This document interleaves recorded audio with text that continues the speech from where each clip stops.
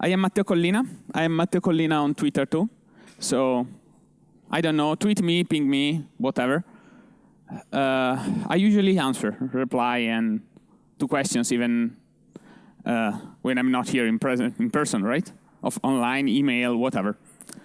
So, let's just start. Let's start a little bit from far away.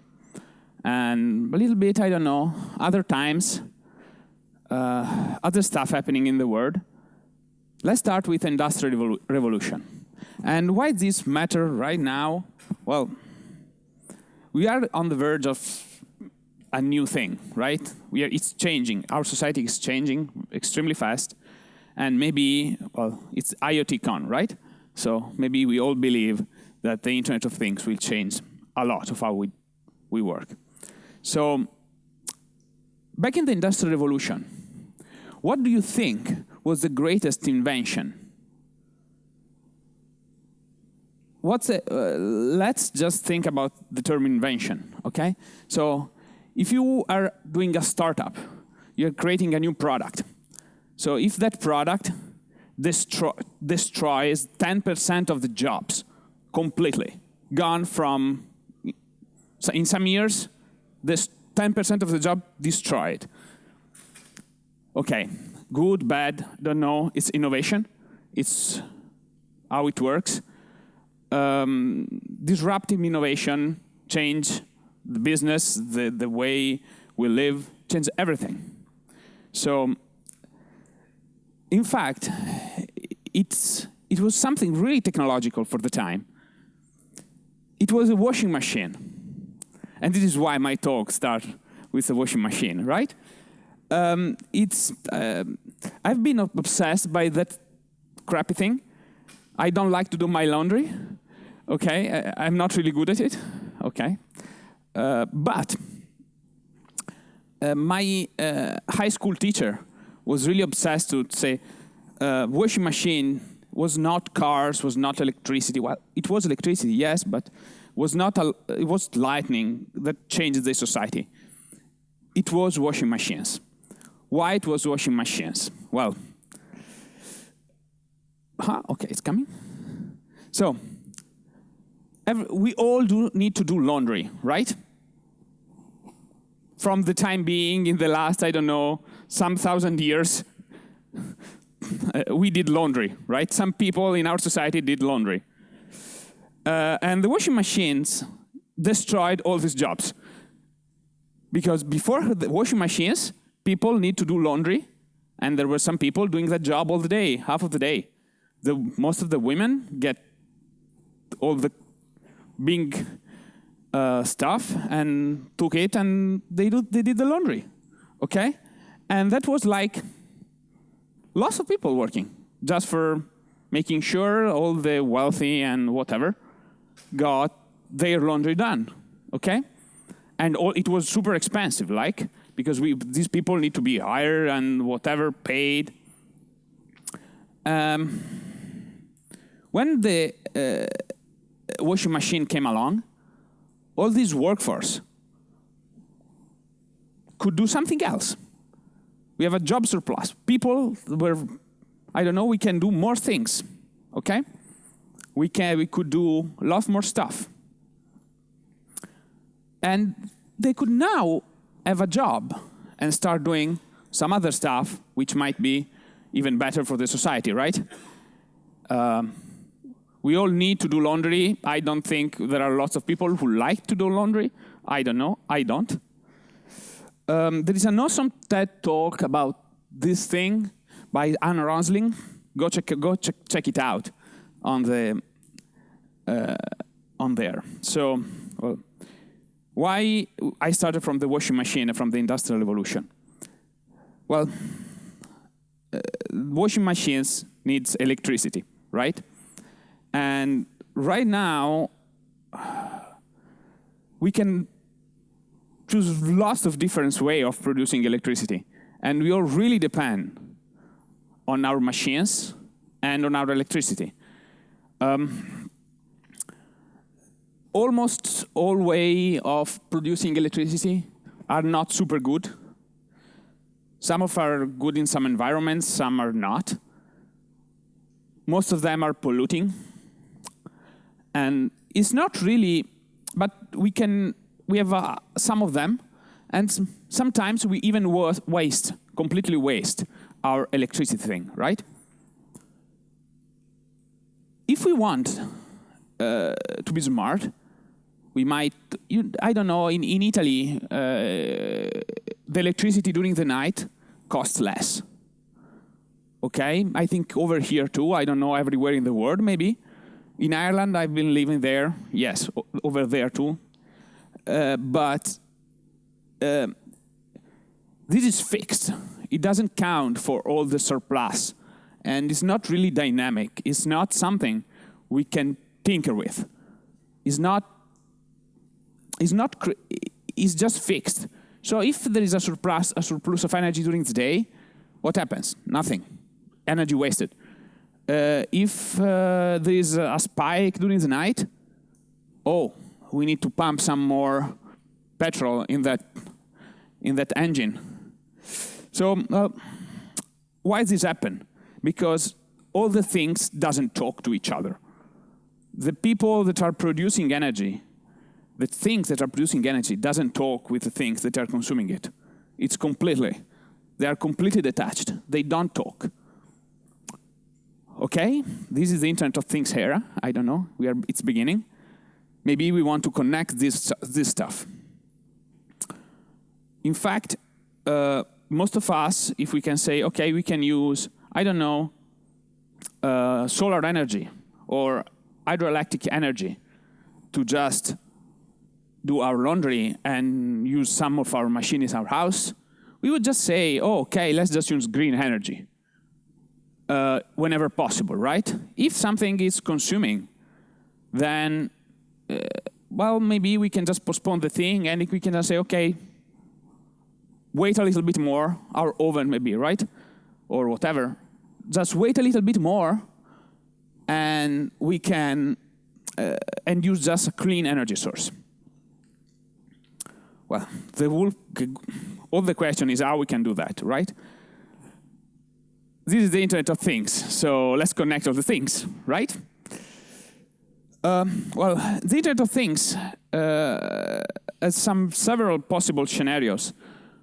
Okay, most of the stuff we are using right now is I don't know. Some of it is local, completely local. First generation, maybe, I don't know.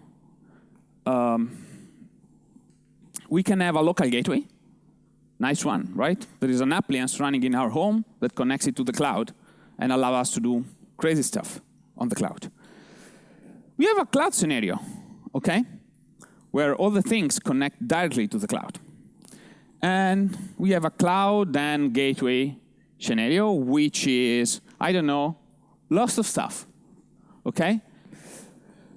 Let's dig a little bit more into this. So, in the local scenario, we are not really part of the internet. We don't care, right? One of these things is just like, I don't know, this Jobon thing. Do you think this is not connected to the cloud? Or it is? Somehow. That's the answer. Somehow. Not really. This, definitely, is not talking to the cloud. Okay? This is the thing I used to turn the slides. I will talk a little bit more about it later. It's definitely not connected to the cloud. It's completely local, right? Still is connected to my digital stuff. I can do things with this one. Some of those are Arduino-based, like crappy hardware prototypes that just works. Usually these are just based on very simple technology like USB, Bluetooth, some of those even local network, right? There is this very new hi-fi system that you can stream music over Wi-Fi to all your house. And it's nice, right? It's a nice appliance. But it's not connected to the internet. It's completely it's just local, right? It's just a local application. You might have heard about, I don't know, Zigbee stuff. Zigbee is not connected to the internet. Doesn't have an IP address. Just run there and whatever. Gateway stuff is useful. And this is still happening, right? Because sometimes with the gateway, sometimes we can talk directly to the things. Do I know the state of this guy? No, I can't. I can't open my computer and just do something. Can I don't know, there is these new Zigbee lights. Well, sometimes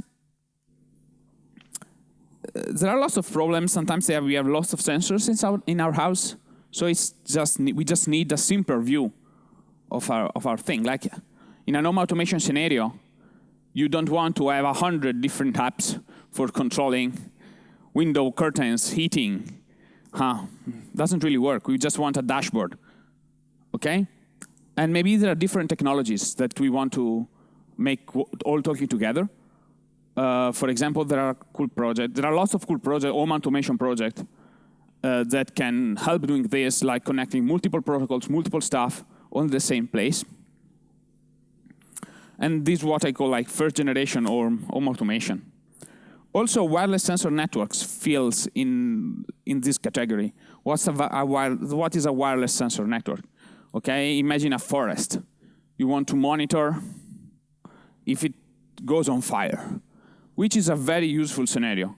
Don't know in here, but in Italy we burn forests like crazy all the summer. Not this summer because it was very rainy, but all the others we were burning forests like crazy. I don't know. Happens. And monitoring this can be key to get to stop the burning before it spreads. Also factories, right? Factories doesn't need to be connected to the internet. Cloud stuff is the complete other hand. Just connected to the remote server. Means something, it's useful. And the users can get the notification just directly, okay? Imagine, I don't know, a Nest. You know the Nest, the smart thermostat acquired by Google, so everybody is happy with. It could be, they hacked it in 5 minutes. So if you go into somebody's house, you can start spying them through the Nest just by plugging a USB key. Very secure device. It does connect directly to, you get your own, you connect it to Wi-Fi, just talk to the cloud, okay? Just works. And then you can get notifications and on the app, on the web, and all this kind of nice stuff. But it's just a cloud application. Cloud makes big data possible. If we can monitor all the power consumption in an area, we can start making predictions. There are right now, it's not just big data, it's also like real-time analytics. So we can make decisions based on what's happening right now on a very high amount of data when we got a really big amount of data in. These tools were originally built for social networks, but they turns out they're really good also for the Internet of Things. Well, we can make lots of app examples. The most complex one is the cloud and gateway. Well, it's very common. Going back to this one. This one is connected via Bluetooth Low Energy to this other guy, and this other guy talks to the cloud server of Jawbone.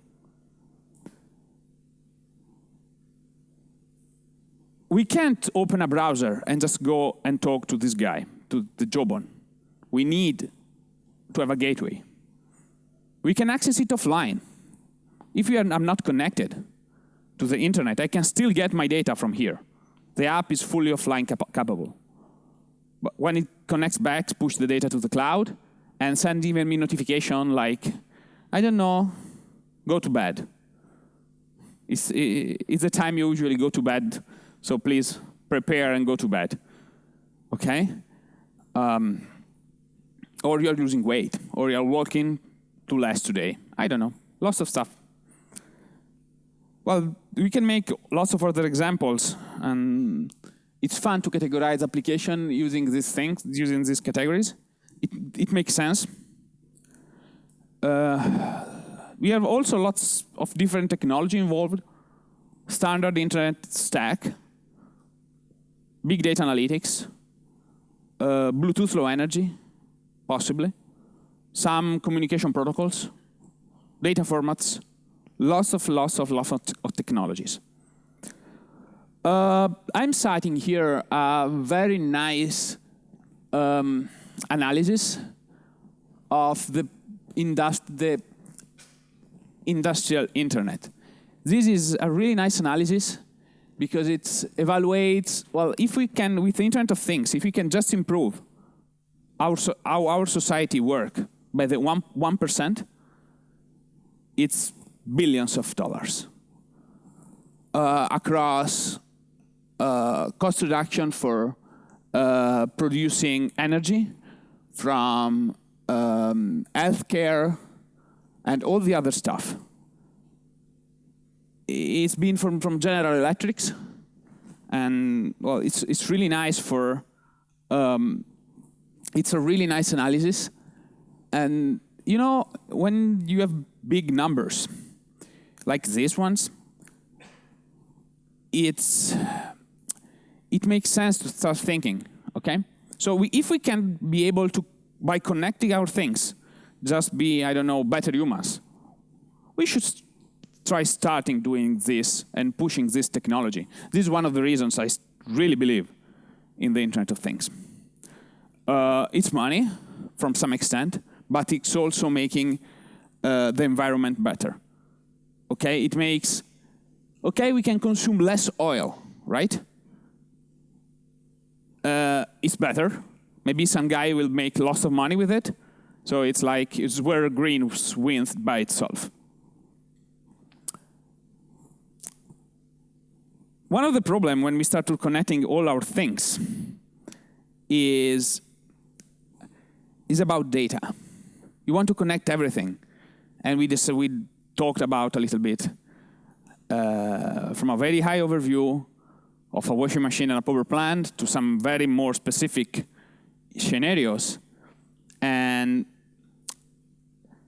But data, the data we are moving between all the devices, it doesn't really follow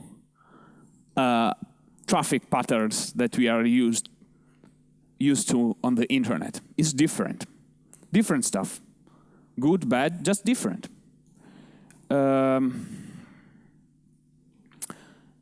It's not. And mostly, we can't use pigeons to talk to the things, right? Pigeons, it's proven that pigeons can run IP. Okay, there is an RFC for that. You can run IP over pigeons. Very nice, April Fool joke. But it's public. You can Google RFC 1149, and it's a very good joke about running a full stack IP network over pigeons. Okay?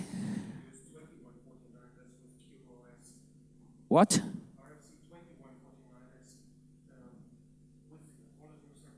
Oh, with quality of service. So there is even a better one. Okay, so pigeons are really nice. Pigeons are really nice things. We can do a lot of stuff with the pigeons, but I don't know, maybe they're not the right way for connecting things. I don't know, there is this new IPv6. I've started learning IPv6 when it was at school. 10 years passed. Still, my phone doesn't run IPv6. Finally, my home router is IPv6 capable, so maybe something is moving. I got a new one this year, and this one finally is IPv6 capable. But my network operator still is not getting IPv6 to my house. I can't talk to most of the website in IPv6 still, but it's coming and it's growing like crazy. One of the things for me that will be pushing the adoption of IPv6 in the next, I don't know, 3 years will be these guys. These are Bluetooth Low Energy devices. Bluetooth Low Energy, the 4.2, the new specification, is still working. They're still working on it. Will be able to run IPv6. So each of those devices will get its own IPv6 address. Okay. It will not exactly be the same IPv6 you will be running on your machines. It will be an adaptation, because you can run lots of big packets on Bluetooth Low Energy, but it will be workable. Like you will have a IP stack in there. So all these devices, why this data is different? Why the Internet of Things data is different? Well, it's a new communication pattern most of the time, because we produce data. All the devices produce data, and maybe we push them to the cloud or through a gateway and then the cloud, whatever. And then what we want is kind of real-time notification of our data. We want, I don't know, to live control things. Otherwise, why am I getting my data, my health data, to the insurance company? Don't want that. I want live access to my data. I want to control it.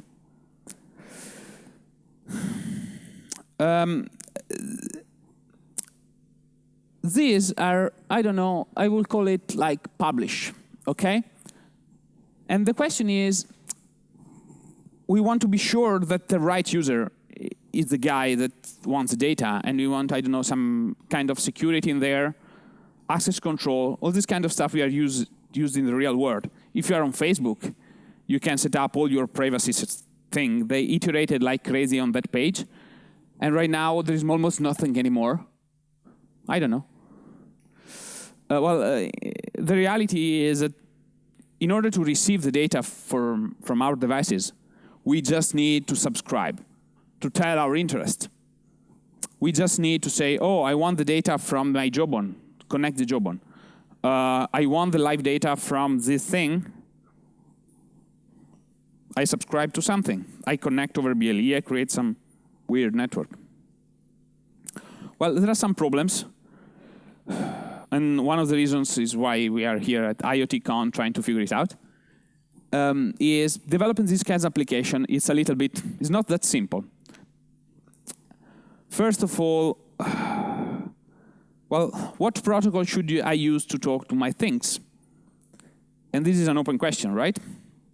Lots of options are there. We'll talk about it in a moment. The other one is, what data format I'm exchanging? Okay, so I'm reading a temperature. What I can send for a temperature?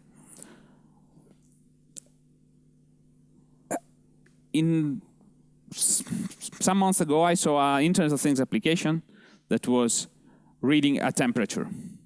And what was sending were millivolts directly from the sensor. And all the conversions were done on the client. Does that make sense? Just an integer, right? So I'm sending just an integer, that's millivolts. Just unknown knowledge. Like, if somebody gets that data, what is this?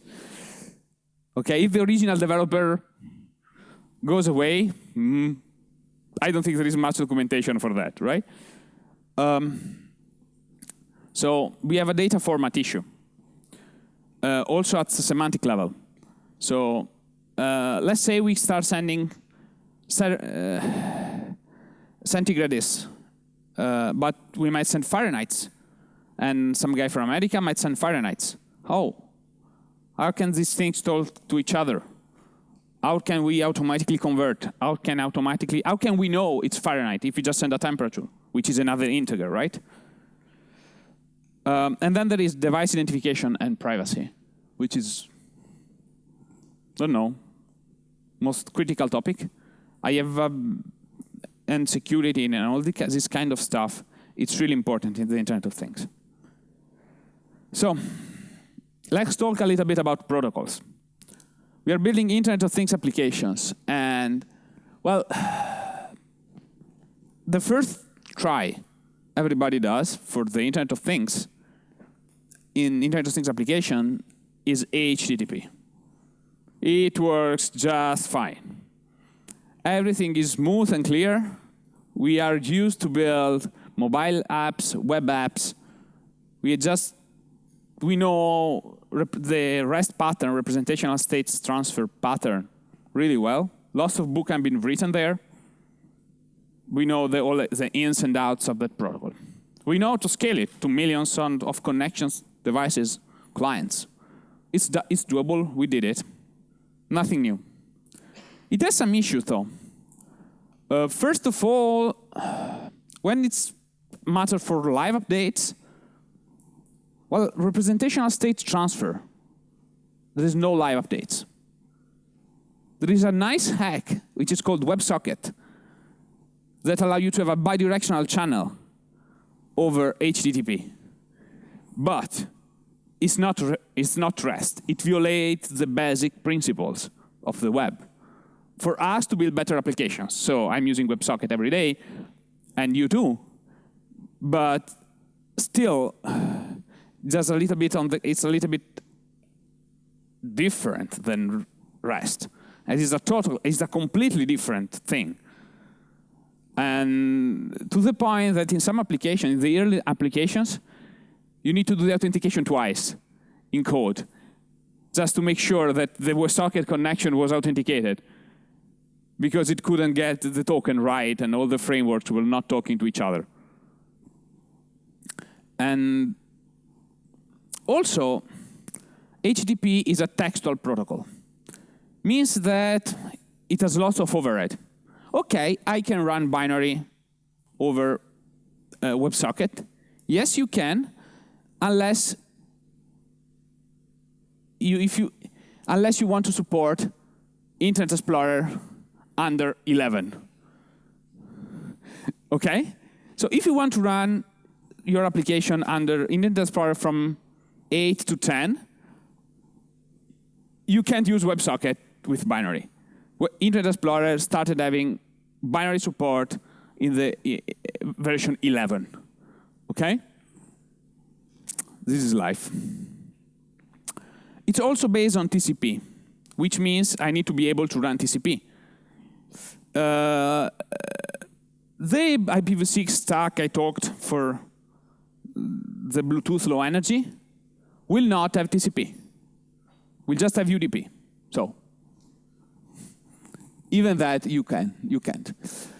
There is a very good standard called CoAP. It's an IETF standard, like HTTP. It's a built by committee standard. It's just HTTP over UDP. I've not said that. Please don't record. It's a nice one. It just offers the same API, and it has get, put, posts, and all this usual stuff. But it's binary, fully binary, and it's based on UDP. And then there is MQTT. Well, in CoAP, you can do some live updates. You can receive the live updates from your things, but it needs this new. There's other specification called observe, which works very nicely. But it's still, I don't know, a little bit rough on the edges. And the issue with observe is that it sends UDP messages, so it needs to reach directly the device. So most of the setups may use NAT, may use some stuff right now. And right now this is not really sometimes it's not feasible, because usually the routers kills the UDP ports very quickly. After they send them, they don't see any activity. You can't receive any message from outside anymore. MQTT is a publish subscribe protocol, which is completely different from REST, right? In REST, I do a request and I get a response. Publish subscribe is just messaging. I send a message, I subscribe to some topic, and I get some messages when somebody else publish. It's built for live updates. It's the right tool for the job. It's built for live updates. It's binary. It has low footprint, and it's TCP based. Okay, so you get a wide range of possible stuff to use. The question is, what do you pick? Well, MQTT is developed by IBM, but right now is kind of a standard at Oasis. Co-op, I said, is built by ATF. MQTT, you can have quality of service, while on co-op you can have optional confirmable messages, which I don't want to enter, but you can get the client can get the confirmation that the thing, UDP is fire and forget, right?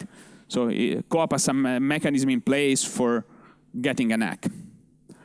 MQTT has embedded offline support, so if the device gets disconnected, you can get the messages that were sent when it was offline.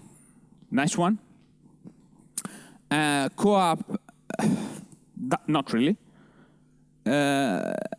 MQTT has a thing called retained messages, which is completely counterintuitive for a publish subscribe protocol. Okay, so MQTT retained message, when you publish a retained message, it gets stored inside the broker, and when you subscribe, you get that retained message.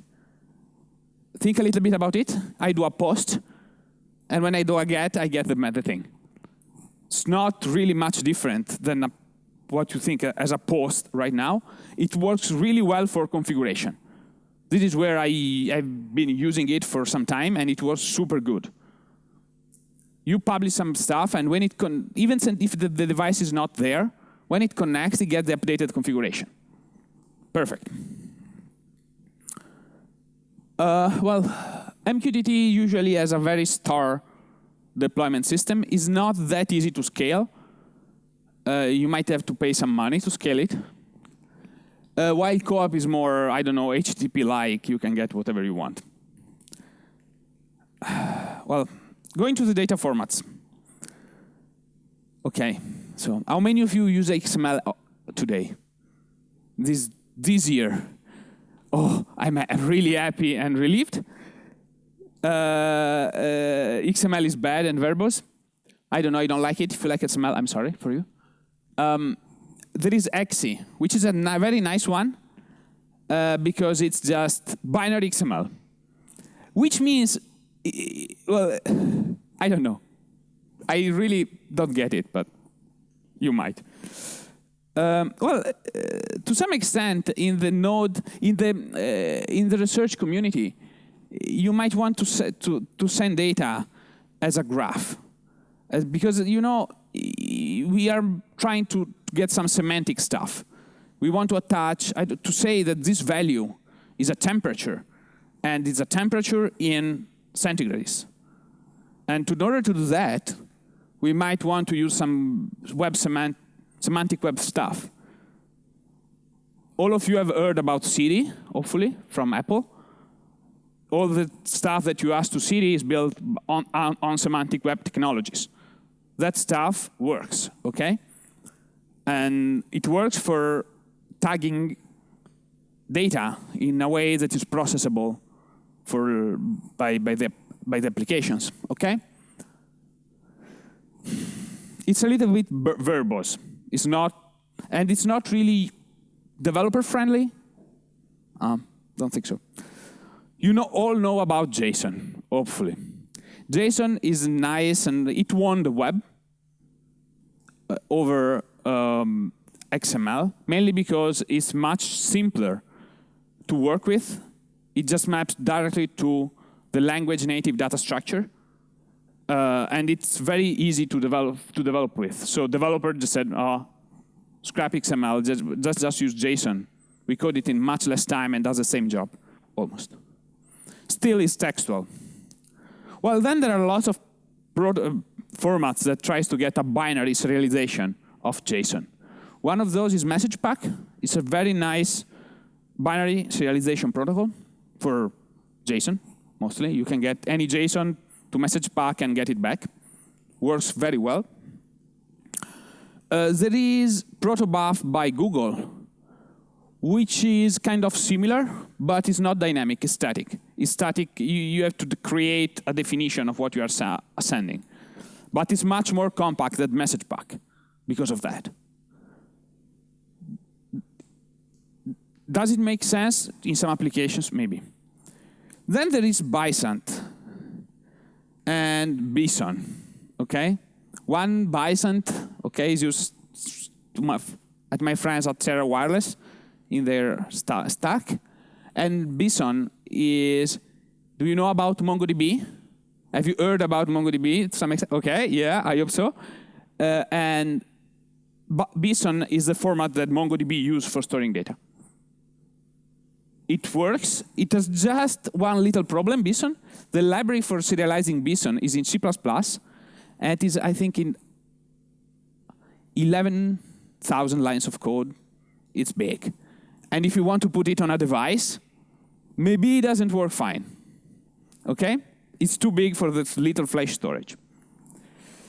Well, let's go to the device identification and privacy. Well, what devices can a user monitor? What device can listen? These are nice problems. I don't really have a solution, or maybe I have, but little time to talk about this stuff. Just think about it. There is a nice little book called Cyberstorm. I'm reading it right now. It's a new book. I suggest you to read it and think when you build your next Internet of Things application about security, privacy, and all the stuff. It's a really nice book and, I don't know, a little bit fun sci-fi. So, well, let's move a little bit to our beginning. Well, we create new Internet of Things stuff. We want to connect everything. Let's connect all the things. But development time is critical. We want something. We don't all this stuff I talked about just slow us down. I just want a solution. I pick something. It just works. This is what we want as a developer, as companies to build that want to build Internet of Things application. I don't want to pick all these choices because choosing stuff is hard, takes time. I have to evaluate. If we want to get it to scale, we just need a stack that works. I say we need building blocks, Legos, or whatever. We just need some pieces that we get from the internet. They put them together, they just work together, and it just works. One of these pieces, I built it, or more than one, but I'm talking about one.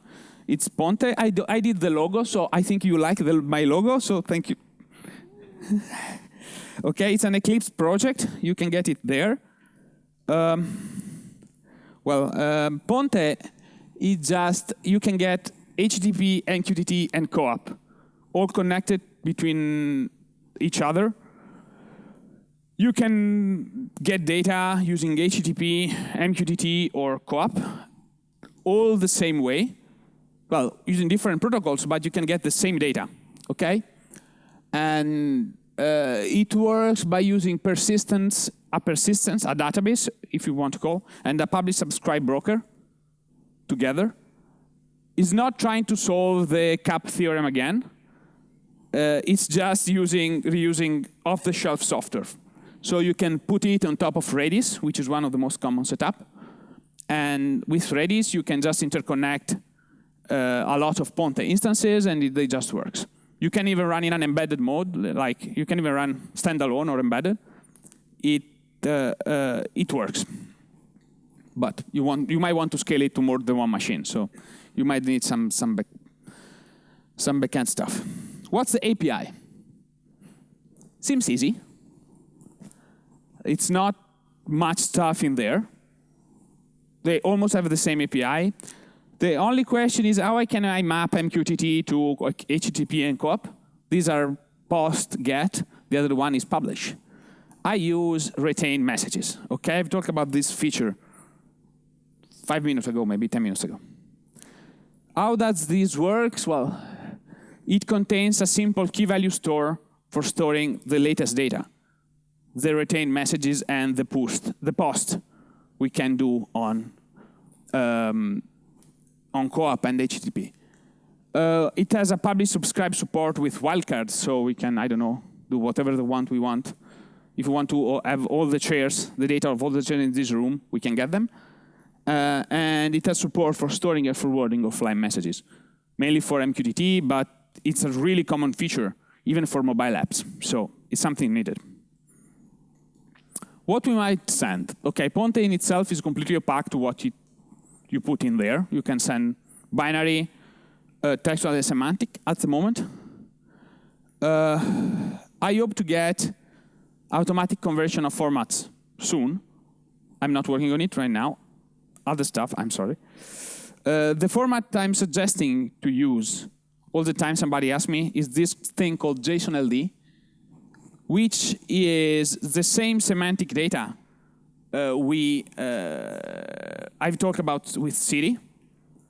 But it's really developer-friendly because it's based on JSON. It's not a weird format for semantic web stuff. You can convert it easily to all the other formats. You can even binarize it, like with MessagePack. I suggest, like, I don't know, some willing guy try to build a definition of all the common concept of the IoT. Some people are working on it. This is how it looks like, okay? So this is the definition of a person, and you can see it has a name and a homepage, and the definition of what that name and homepage is in that context stuff. You see, this is a lot of data, but you can put the context on a URI. And if you put a URI over there, you can say, okay, an application can load it from there and start processing your file straight away without any human intervention. How Ponte is built? Ponte is built on Node.js. This library called Ascoltatori, which I've written it, which just gives a nice publish-subscribe API for all the brokers. It's easy to get a new one. I built the Mosca broker, which is an MQTT broker in Node. You can use it in your app too, if you want to use MQTT. It's completely embeddable, so you can plug your own authentication, your own storage.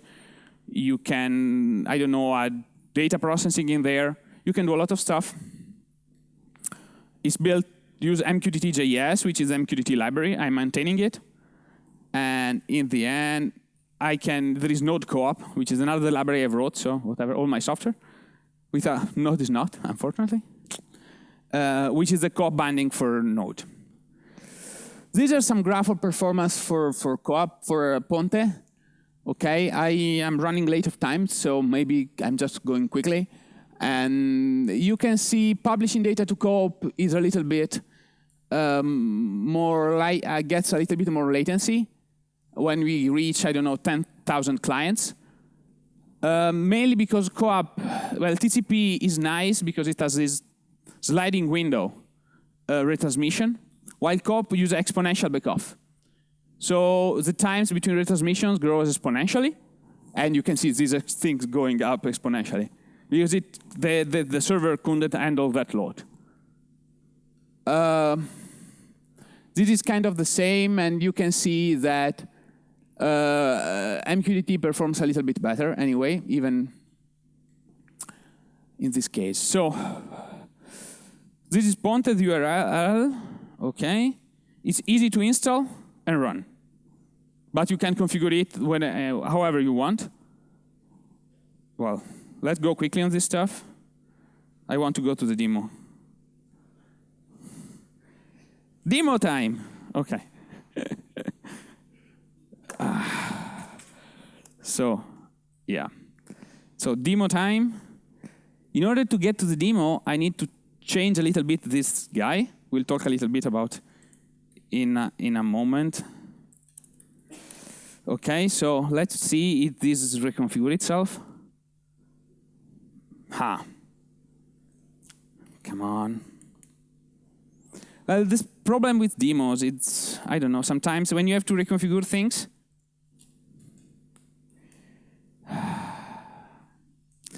Bluetooth is a nice technology. Up until, okay, yeah, it's working.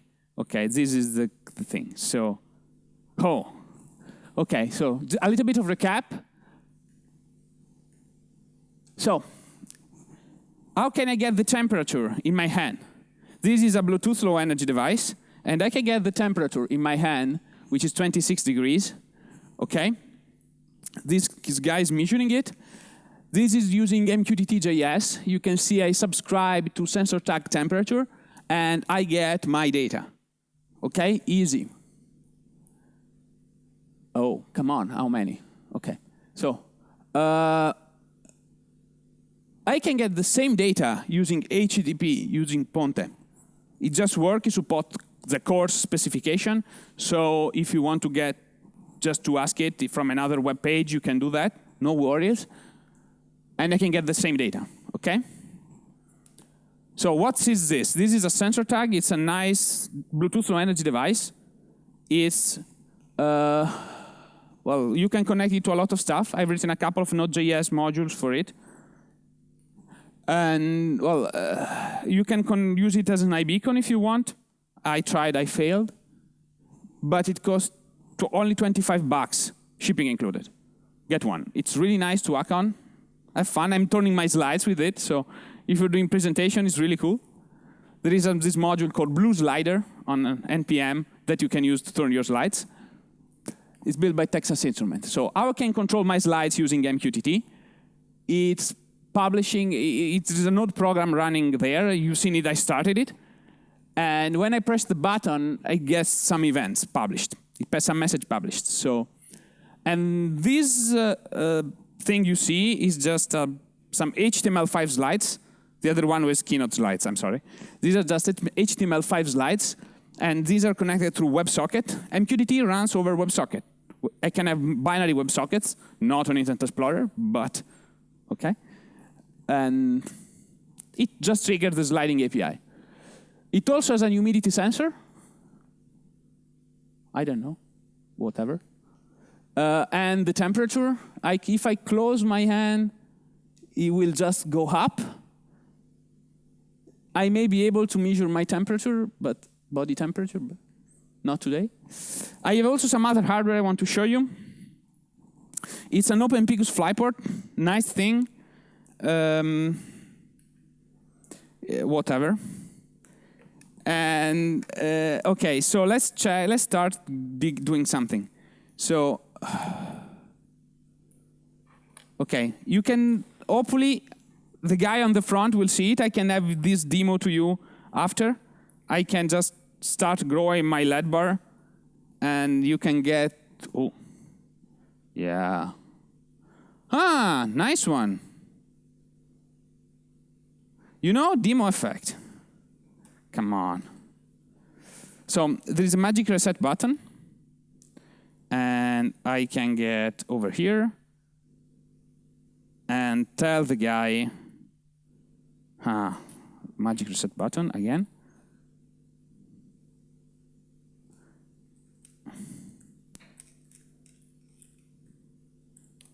Okay, so it should just say that it's connected. It's not connected. Lot. This is nice because I used to use demo during my talks, and okay, timeout, nice one. So, what happened? These guys over here should be working. So, I'm connected, so just reset the thing. Maybe.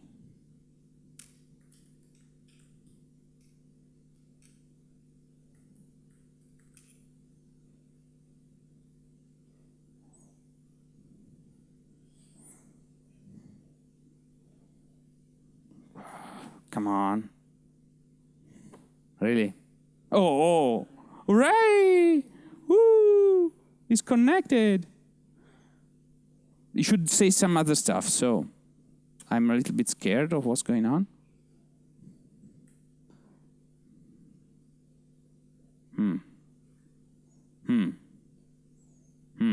Don't know. Let's do this again. And let's do this again. Resetting.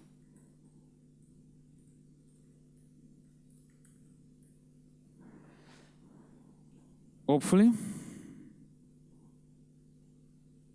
Oh, yeah. Okay, you can see it's the sub-backing, so it's really connected. So it should work. Okay, so here we are, this guy. You can see this growing on the front. Yeah, it's growing. It's growing. Can you confirm over there? Okay, I can demo. Okay, nicer demo. Okay, so you can share it, the thing. Hey! Okay, so we can control the same LED bar using HTTP API. If I run it, done, it should go full thing. I'm saying value 99, so it's just full red over here. It also has a slider, nice slider thing. And I can get... What a mess. Dead. I'm not going to get the slider working. I have 3 LEDs over here. I can control the LEDs. Come on. Have fun like a Christmas tree. I can go on all the day. Well, no time for this. Thanks to OpenPicus. I have just one more thing to show you. So back to our LED bar. So just to confirm, we are using two protocols. Okay. This MQTT lens is a nice Chrome app that you can install from the Chrome App Store. Okay. It's really nice because it's a nice UI over MQTT. Let's connect to Ponte, and which is over localhost, and I can create my connection. So this is the LED bar, right? I can, this thing is called Groove. So I can publish some stuff to the LED bar. And I can say, I want to say, then the value is 0.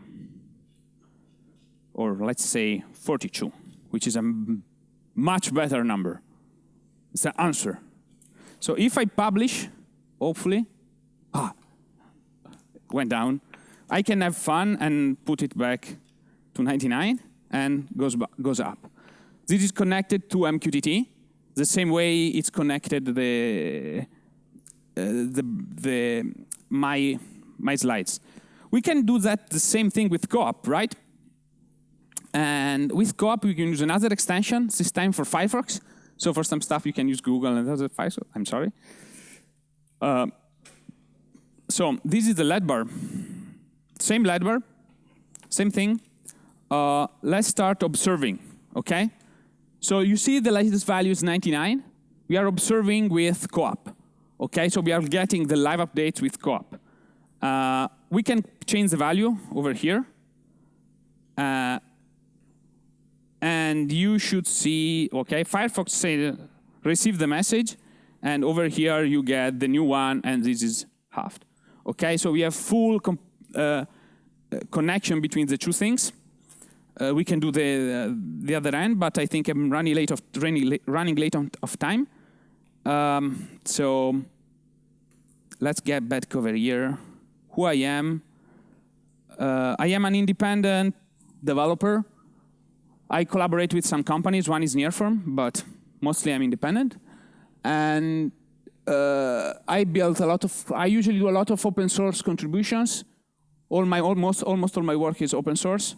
So if you, I don't know, if you like it, contact me if you want some support, whatever. And thank you.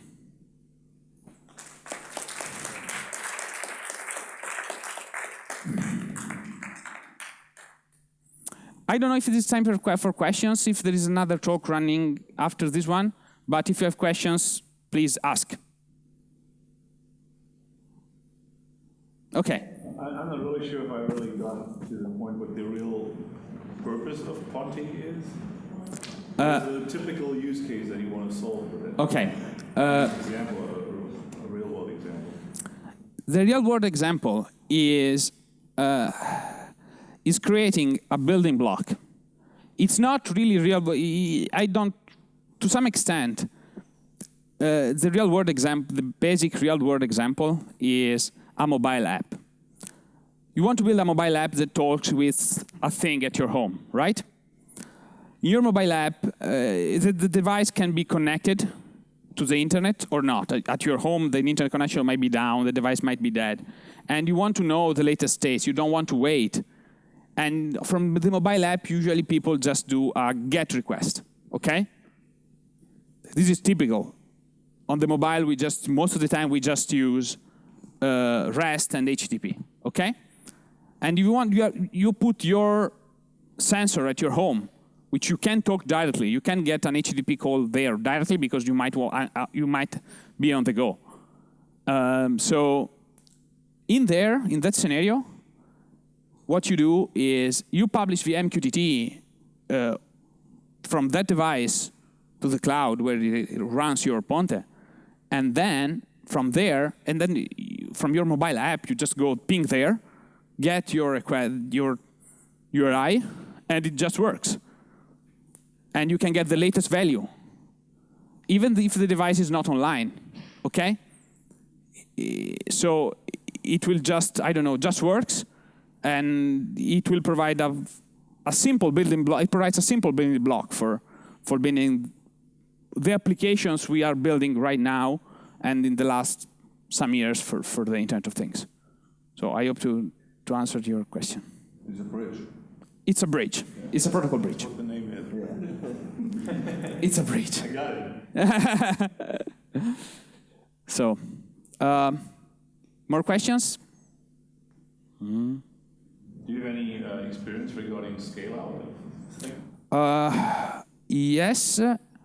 We have a setup. I'm working with a company, and I'm consulting with a company that is putting this stuff in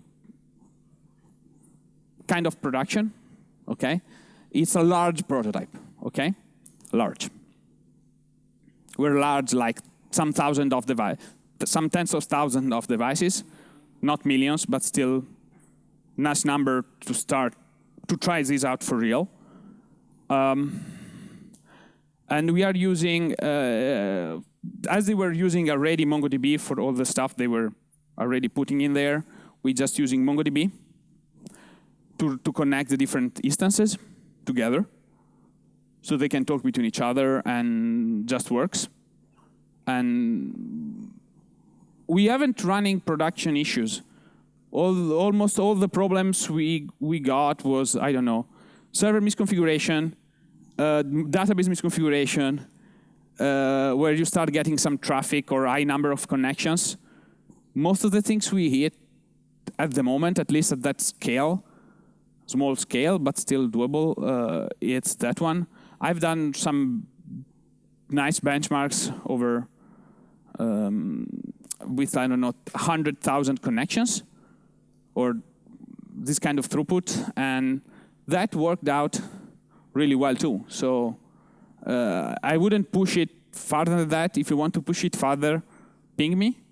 It might need some money to get to the point. You know, it's open source, right? And as open source stuff doesn't grow on trees, so you need to, I don't know, to help that. But still, I think it's doable, and it should not be. Right now, we should think about building applications and prove that our ideas works. And because when we reach 100,000 or 1 million of devices, hopefully we are making money. So to my point, it's still far from internet. Very few Internet of Things company are making money. Most of them right now are running or on VC funding. So if you're not making money, okay, focus on start making money. We need building blocks for that. And later we can figure it out together how to scale everything. Okay. What's the security story of Ponte? Okay, the security story is it has some. In order to get the security, you need to plug in your security framework. it has some. You need to embed Ponte in your own Node app, and you add your security API. You can get whatever you want. You just get username and password. So you can, for example, you can protect HTTP using basic authentication or whatever you want, and you can get to co-op and MQTT with their respective counterparts. So the only problem right now, for example, for co-op, is that co-op in Node doesn't. In Node we don't have a DTLS library. It's not impossible to do. It's just time versus money thing. And I'm talking with people just to try to put this together, but still it's not there. There's not much interest. So if you want to run co-op in Node, step up and say, oh, I want to do this. I'm willing to help, and we can figure it out. And this is just the most security problem I can see for Ponte and for co-op in general, because DTLS is not that simple to run on devices right now. It's very hungry, power hungry, and whatever. Also, well, even TLS, right? But still, it's all power hungry. So I hope to answer your question. Any more questions? No? Thank you again, guys.